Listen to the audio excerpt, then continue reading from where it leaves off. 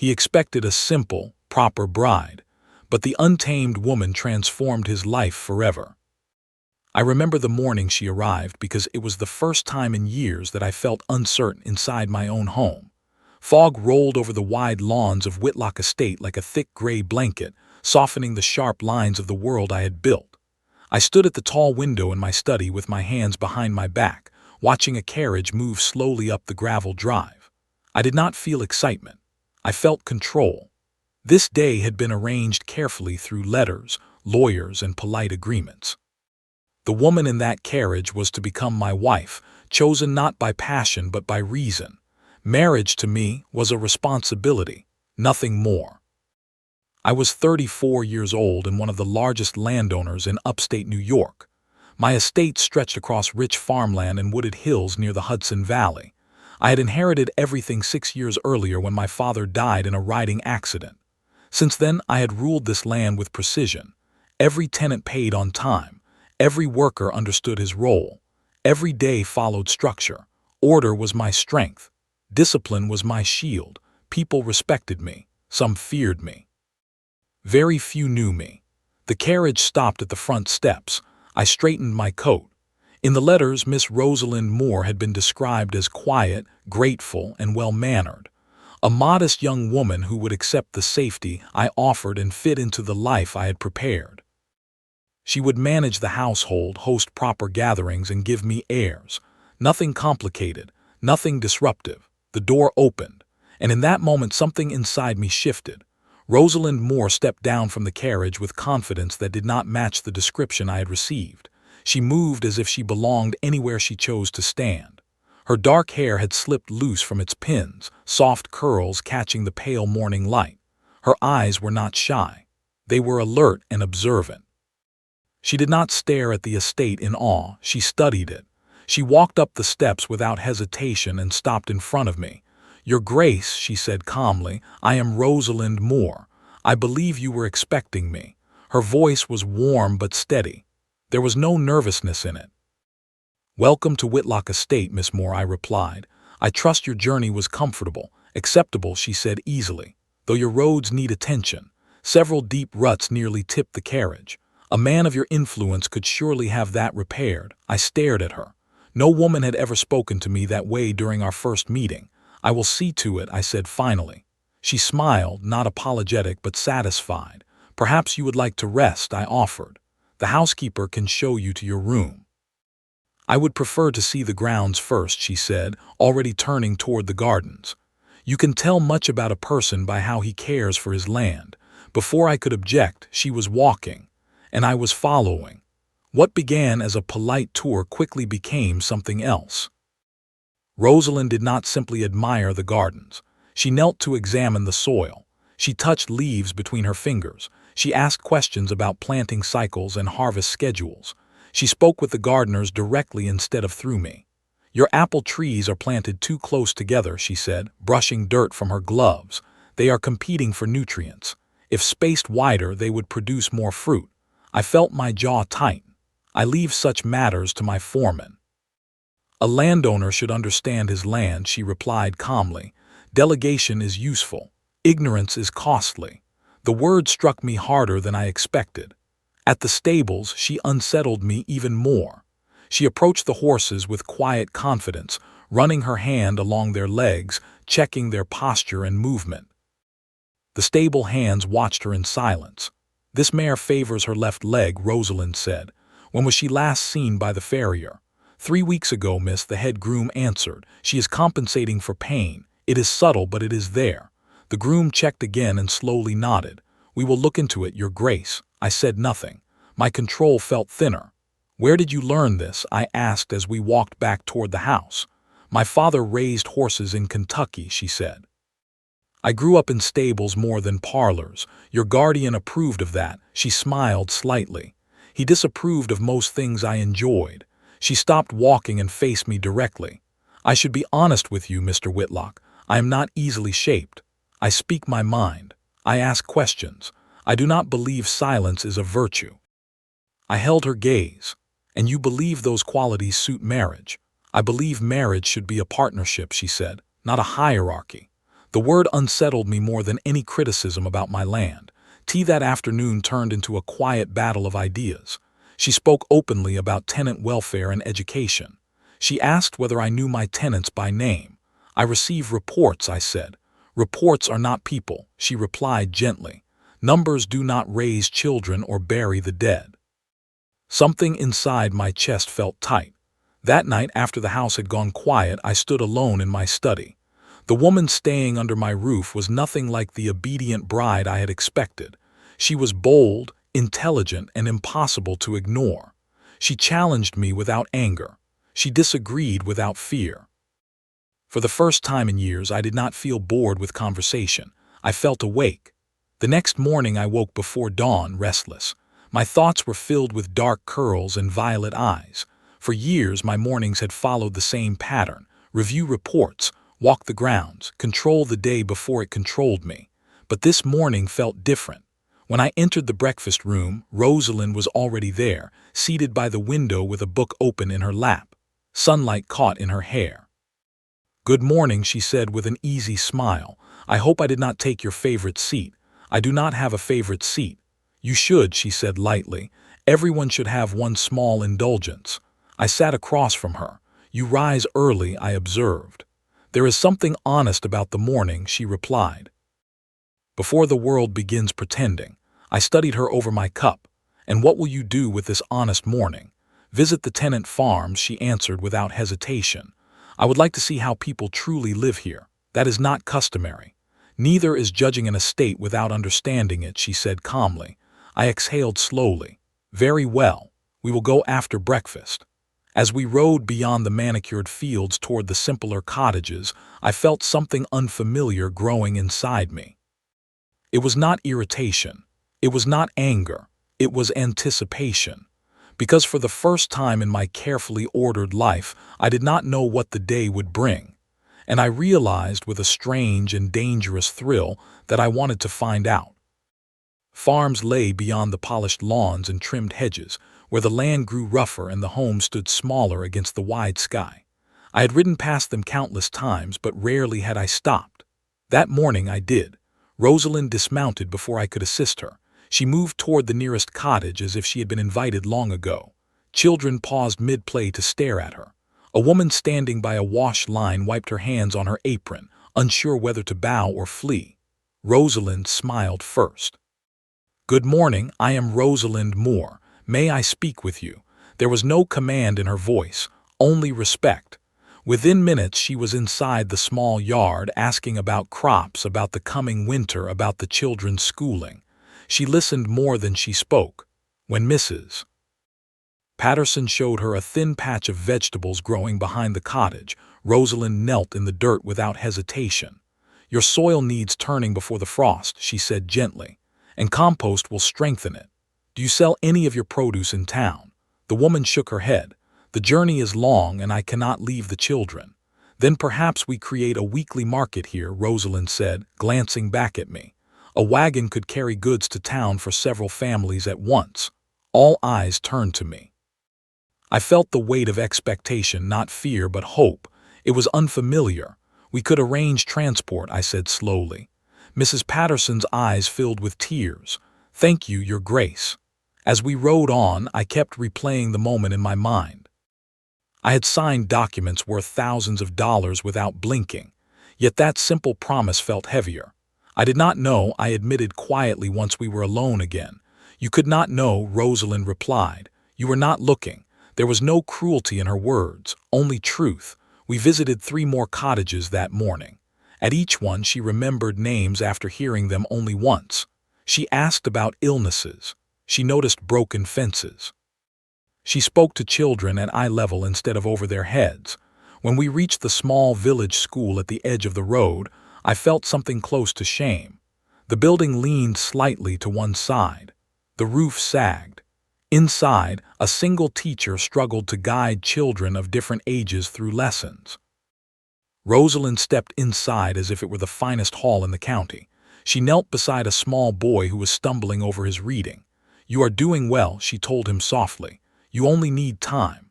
The boy looked up at her as if she had handed him something priceless. I stood near the doorway, suddenly aware of how distant I had always been.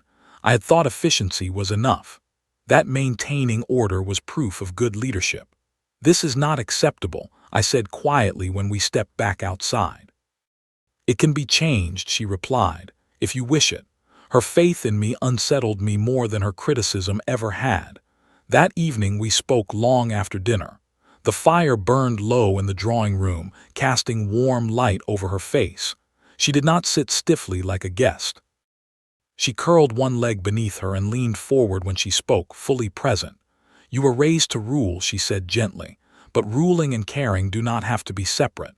I have always believed distance was necessary," I admitted. "Familiarity weakens authority, or perhaps it strengthens trust," she said. Her eyes held mine, steady and clear. I realized then that she was not trying to embarrass me or diminish me. She was inviting me to grow. On the third day, I found her in the kitchen garden beside Mrs. Crawford, sleeves rolled up, hands deep in herbs. The cook was laughing, truly laughing, as Rosalind listened to her stories. The servants watched her with cautious curiosity at first. By afternoon, that curiosity had turned to affection. "She does not act above us," I heard Mrs. Crawford whisper. "She acts with us." Those words stayed with me. That same day, something inside me pushed open a door I had kept locked for years. I led Rosalind to the still room at the back of the manor. It had been closed since my mother's death. Dust covered the shelves. Dried herbs still hung from the rafters, forgotten. "My mother managed this room herself," I said quietly. "She believed knowledge should be shared, not guarded." Rosalind stepped inside as if entering sacred ground. "Then let her work continue," she said softly. We spent the afternoon cleaning the room together, not directing servants, not issuing commands. We worked side by side. Dust covered my coat. I did not care. For the first time since my father's death, the house felt alive instead of preserved. By the end of the week, something in me had shifted in ways I could not fully name. I found myself asking her opinion before making decisions. I rode out to the farms without being prompted. I began learning names. On the seventh evening, we stood alone in the drawing room. The sky outside had turned deep blue and the estate was quiet. "I will return to my guardian tomorrow," Rosalind said softly. The word struck me harder than any insult ever had. Return. The idea of the house without her presence felt suddenly unbearable. "Stay," I said before I could measure the word. She looked at me carefully, not as a man of power, as a man. "Not as a guest," she said gently. "Only as your wife if you choose me freely." My heart pounded in a way that had nothing to do with control. For years I had believed marriage was a duty to secure lineage and stability. But standing before her, I understood that I wanted something entirely different.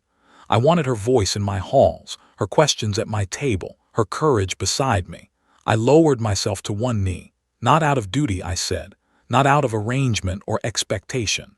I choose you because you have shown me a better way to live, because you challenge me, because you see people where I saw numbers." Her eyes filled with tears, but her smile was steady. "Yes," she whispered. In that quiet room, something far greater than a contract was formed. For the first time in my life, I was not stepping into a role designed by others. I was stepping toward love. And I knew, with a certainty that both frightened and thrilled me, that nothing at Whitlock Estate would ever be the same again. The wedding took place on a clear autumn morning when the trees around Whitlock Estate burned gold and red against the bright sky. I had attended many grand ceremonies in my life, each one filled with distant relatives, powerful guests, and polite applause. But this day was different. The chapel was not crowded with society's elite. It was filled with the people who lived and worked on my land. Farmers, teachers, stable hands, their families. People whose names I had only recently begun to learn. They filled the wooden pews with quiet excitement. I stood at the front, waiting. For the first time in my life, I was not stepping into a role out of duty. I was making a choice. When Rosalind entered the chapel, the room seemed to hold its breath. She wore a simple gown, elegant but not heavy with decoration. Her dark hair was pinned back, though a few curls had escaped as they always did.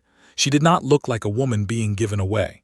She looked like a woman walking forward on her own terms. Her eyes met mine, steady and warm. As she reached me, I felt the tremble in my hands. I did not hide it. I did not want to. Our vows were spoken softly, but each word carried weight. When I promised partnership, I meant it. When she promised loyalty, it was not submission. It was trust. When the ceremony ended and we stepped outside hand in hand, cheers filled the air. Not because a duke had married, but because hope had taken root. Marriage did not soften Rosalind. It sharpened her purpose. Within weeks, changes began spreading across the estate. Decisions were no longer made in silence behind my study doors. They were discussed at the long table in the library. We walked the grounds together in the evenings, talking through ideas as the sun set over the fields. The village school roof was repaired before the first frost. New windows replaced broken ones. A second teacher was hired. Books arrived in crates that children opened with wide eyes. I visited the school one afternoon and watched as students practiced reading aloud with confidence I had never seen before. Rosalind stood near the window, listening to them, pride glowing on her face. "You have changed everything," I told her quietly. She looked at me and shook her head. "We have." The still room became active again. Women gathered there weekly, learning to prepare remedies, preserve herbs, and care for their families. Laughter echoed down hallways that had once been silent.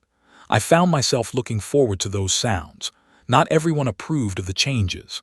Lord Patton arrived in early winter, his disapproval as sharp as the cold wind that followed him through the manor doors. He walked through the halls with tight lips, observing the activity with clear judgment. "A duchess does not soil her hands," he said stiffly during dinner. "This is not proper." Rosalind met his gaze without hesitation. "Proper according to whom?" she asked calmly. "You are inviting criticism," he warned me. "Your estate is becoming a spectacle." I would once have bristled under such words. I would have defended my reputation above all else. But something inside me had shifted. If caring for people is a spectacle, I said evenly, then I accept it. The matter ended there. Spring brought visitors. Some came out of curiosity. Others came to mock. A few came to learn. Writers arrived to document what they called an experiment. Reformers asked questions. Landowners from nearby counties walked the fields with careful eyes. Rosalind welcomed them all with quiet confidence. She spoke openly about partnership, about responsibility, about education. I stood beside her, not towering ahead as I once would have, but beside her. One evening, months after our wedding, we walked the fields as the sun dipped low and painted the sky in shades of orange and pink. The air smelled of fresh earth and growing crops. Rosalind slowed her steps and placed her hand gently over her stomach. I stopped at once. "Is something wrong?" I asked. Her smile was soft, almost shy. "No, something is beginning." For a moment I did not understand. Then her meaning settled over me like a warm wave. "A child, our child." Joy struck me so suddenly, I had to sit on a nearby fence to steady myself. I had once thought only of heirs and lineage. Now the idea of a small life born from love filled me with awe. The news spread across the estate not through gossip, but through quiet smiles and shared excitement. The villagers celebrated as if the child already belonged to them all. The months that followed were gentle but full. Rosalind slowed her pace, yet she never withdrew from the life she had helped build. She taught seated when she grew tired. She advised from the library when long walks became difficult. I adjusted my schedule without hesitation. I canceled meetings. I shortened trips. I learned that strength was not measured by endurance alone, but by care. I found myself standing at windows less often and walking beside her more. One night, as she rested near the fire, I knelt before her chair and rested my hand over hers. "You were never what I expected," I admitted quietly. She smiled. "I should hope not." I laughed softly, then grew serious. "I expected obedience. I expected quiet agreement. Instead, you gave me challenge. You gave me purpose." She reached up and touched my cheek. "You already had purpose, Henry. You simply needed to see it differently." Her faith in me was a gift I never stopped valuing. As winter melted into early spring, the estate felt alive in a way it never had before. Children ran freely near repaired fences. The school bell rang clearly each morning. Laughter drifted from the still-room windows. And I realized something that would have once seemed impossible. I was no longer afraid of change, because the woman I had once expected to shape into my world had instead reshaped me, and I loved her for it more each day. The night our daughter was born, the entire house felt suspended between silence and prayer. A storm had rolled across the valley that evening, heavy rain striking the windows and wind pressing against the old stone walls. I had faced business rivals without fear. I had negotiated contracts worth fortunes without hesitation. Yet nothing in my life had prepared me for the helplessness of waiting outside that bedroom door. Rosalind's voice, strong even through pain, carried down the hall. She did not cry out in fear. She breathed through each wave with determination. I stood there, hands clenched, wishing I could take even a fraction of her burden. Hours passed like years. Then at last a sharp cry broke through the storm. Small, clear, fierce. I froze. The door opened and Mrs. Crawford smiled through tears. "A daughter, Your Grace." I entered the room slowly, almost afraid to disturb the moment.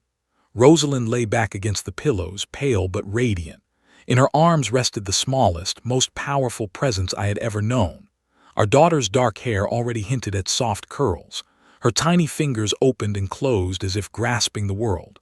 I knelt beside the bed, and for the second time in my life I did not care who saw me weep. "She is perfect," I whispered. Rosalind looked at me with tired but shining eyes. "She is strong," she corrected gently. "We named her Alina, not for tradition, not for legacy, but because the name felt steady and bright, like the life we hoped she would lead." News traveled quickly through the estate. By morning, flowers lined the front steps. Children left small drawings at the gate. Farmers tipped their hats with proud smiles when I rode past. I had once believed an heir was meant to secure a future. Now I understood that a child could also reveal a present. Life did not slow after Alina's birth. It deepened. Rosalind returned to her work carefully, balancing motherhood and leadership with a grace that humbled me. She carried Alina through the gardens, teaching her the names of flowers before she could even speak. She held meetings in the library with our daughter sleeping against her shoulder. The estate continued to grow, not in size but in spirit. The weekly market became a tradition. Families who once struggled began to save. The school expanded again. Older children began helping younger ones learn to read. The still room became a place not just of remedies but of shared wisdom. And I changed in ways I once thought impossible. I no longer watched my land from a distance. I walked it daily, not to inspect but to listen. I knew the names of children and their favorite games. I asked about illnesses before they became emergencies. I learned that authority did not weaken when shared. It strengthened. One afternoon, years later, I stood once more at the tall window in my study. But this time I was not alone. Alina stood beside me, barely tall enough to see over the ledge. Her small hand slipped into mine. "Papa," she asked, "why do people smile when they see Mama?" I looked out across the estate. Workers moved through the fields. Smoke rose gently from chimneys. Laughter drifted faintly from the direction of the school. "Because she listens to them," I said softly, "and she helps them feel seen." Alina nodded as if this made perfect sense. That evening, as the sun dipped low and painted the sky in gold, I found Rosalind walking along the edge of the orchard. The apple trees stood wider apart now, healthier and heavy with fruit. "You were right about the spacing," I said quietly as I joined her. She smiled without looking at me. "About many things, I hope." I slipped my hand into hers. "When you arrived, I expected a simple, proper bride," I admitted. "Someone who would fit neatly into the life I had designed." She turned toward me, her violet eyes still as steady as the day we met. "And instead, you dismantled everything I thought I understood." Her brow lifted slightly. "Is that a complaint?" "No," I said firmly. "It is gratitude." I drew her closer, resting my forehead against hers. "You did not break my world, Rosalind. You taught me how to live inside it. The fog that once covered these lawns still came with the mornings. The seasons still turned. The estate still required care and effort. But I was no longer a man standing alone behind glass, guarding order like a fortress. I was a husband who listened, a father who learned." A leader who understood that strength without compassion is only emptiness. The untamed woman I once believed would disrupt my life had instead given it meaning. And every time I see her walking confidently across these fields, I am reminded of the greatest truth I have ever learned. Love is not about control. It is about courage, and she had far more of it than I ever did.